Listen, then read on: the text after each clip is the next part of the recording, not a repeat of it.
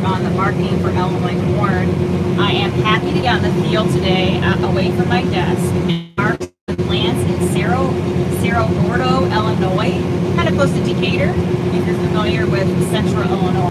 And so I'm going to ask you a bunch of questions about harvesting, and feel free to chime in with your comments if you have any questions as well. So hi Lance, how are you doing today? Good.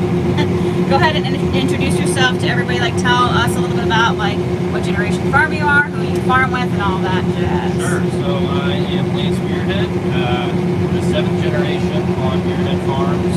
I farm with my dad in the green part over there. He's the 6th generation, and we farm corn, soybeans, and wheat in Macon County, specifically like Cerro Gordo is where the home base is, which is about 5 miles east of Decatur. Okay, and we're harvesting right now. Tell us about like where you're at in harvest, like how the planting. Actually, let's go back to how the planting was. Yeah, planting was super stretched out. So we started April 15th or 16th. We started planting soybeans. We planted those first, and then we got all of our rain in April and May. So we planted a whole bunch of soybeans. Got rained out. It was May. Decided to switch to corn. Planted those for 2 weeks, and then switched back to beans at the end of the month. So planting was very hectic. It was a lot of hurry up and wait, and then it was a lot of let's go to the field, let's see if it's ready. I think it'll go tomorrow, and then it would rain that night, and we'd be out for another 3 or 4 days. So super frustrating, but we are on day 2 of harvest. We started cutting beans yesterday. These are the beans we planted April 15th or 16th, and considering everything, they're doing pretty good. Okay, so they're doing good, and you're on day 2. Talk about any issues for the non-farmers out there. Any issues you've had as far as your equipment? Yes, so I try to get everything, as ready as I can. I do a whole bunch of preventative maintenance, grease everything, changing oil, looking everything over, clean everything up, and no matter what, the first day of harvest, something always goes wrong.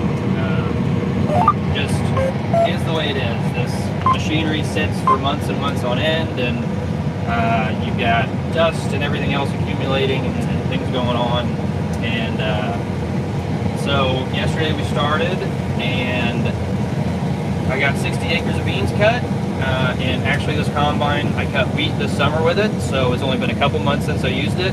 Thought it was good to go, and at the end of the night, I got a code about my exhaust problem. It said it was super hot, it wasn't going to regen correctly, which means basically getting all the carbon out of the system, and that could have been a code, it could have been a wire, could have been something more serious like the ECU or something.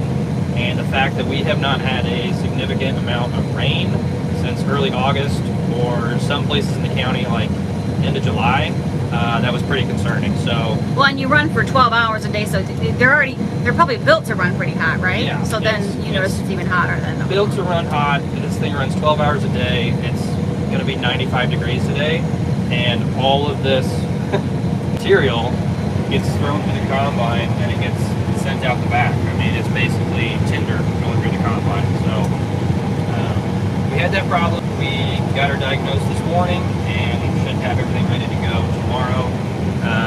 I think it's fine. We're running today, but if something were to happen, we'll shut down and we'll just call it a day.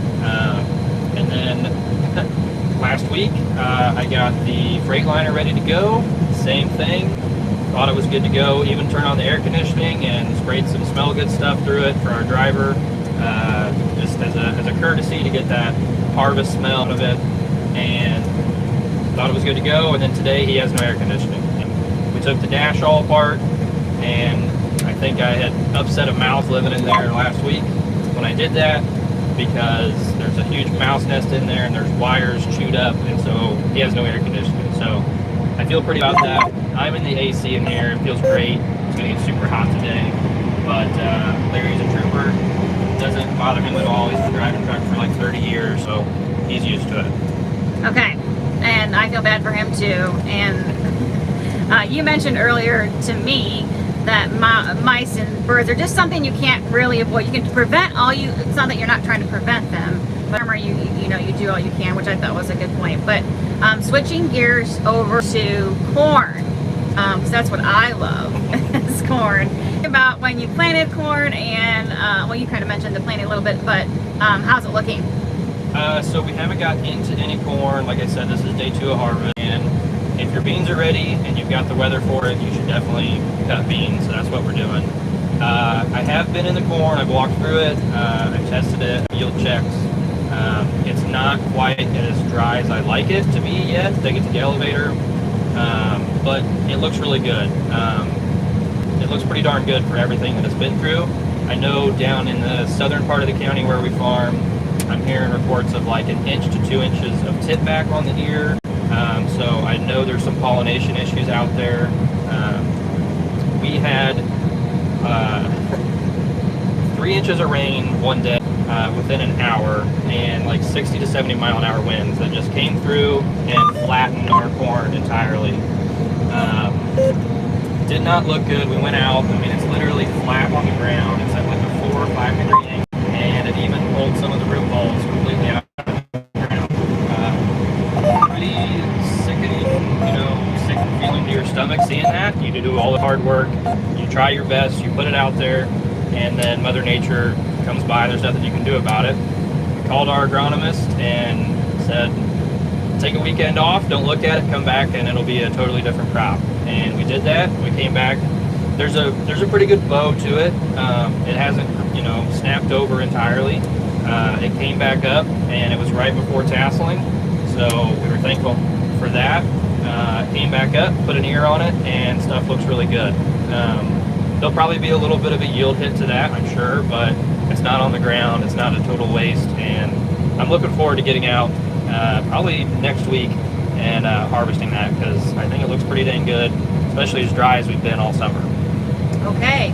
Thank you, Lance. And those of you who've joined, comment on if you've started harvesting in Illinois, how your planting season was and how your harvest is going, and especially any corn quality, corn progress. We want to know about it.